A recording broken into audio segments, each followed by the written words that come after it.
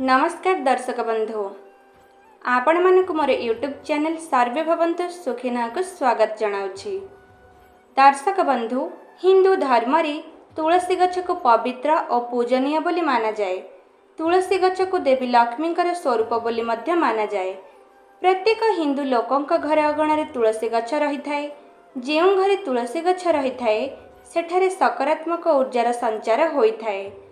प्रत्येक शुभ कार्य तुलसी पत्रर व्यवहार होता है। भगवान विष्णु का पूजा तुलसी पत्र बिना संपूर्ण होई न थाए। आज मु आपण मानकु तुलसी पत्र को नहीं किछि खास उपाय विषय कहबी। एही उपाय को करिबा द्वारा आपण खूब शीघ्र धनवान होई परिबे। तेबे दर्शक बंधु डेरी न करी आसंतु जानिबा। सकाळे और संध्या समय रे तुलसी गछ मूल घीर दीप जलाइबा अत्यंत शुभ।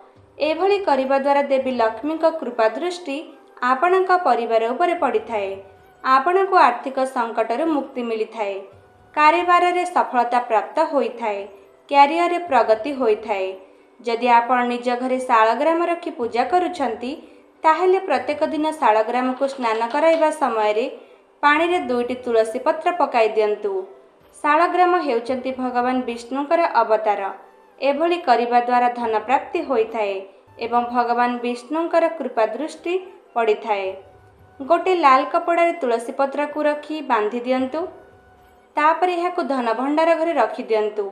एभली करिबा द्वारा लंबा समय अटकी रहिथिबा आर्थिक समस्या सब दूर होई जिवो।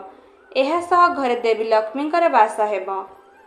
बेले बेले घरे नकारात्मक ऊर्जार प्रभाव बढ़ी जाए जहा फଳରେ परिवार रे धनर समस्या बढ़ी जाए एवं घरे अशांति वातावरण सृष्टि हुए। एहा सहित परिवार लोकंक मध्य भूल बुझामणा सृष्टि हुए। तेणु गंगा जल रे 2-4टी तुलसी पत्र मिसाई घरर प्रत्येक कोण और अनुकोण रे सिंचन करंतु। देखिबे घर समस्त नकारात्मक शक्ति दूर होई जिवो एवं सबु संकट टळी जिवो। एहा सहित परिवार रे सुख शांति बजाय रहिबो। तेबे दर्शक बंधु तुलसी गछ को नहीं एही 4टी उपाय निश्चय करंतु। आपण माने राताराती होई जिवे धनवान। आशा करुच्ची आपण माने को मोर एही वीडियोटी निश्चय पसंद आसीथिबो। पसंद आसीथिले आम चैनल को लाइक शेयर और सब्सक्राइब निश्चय करिवे।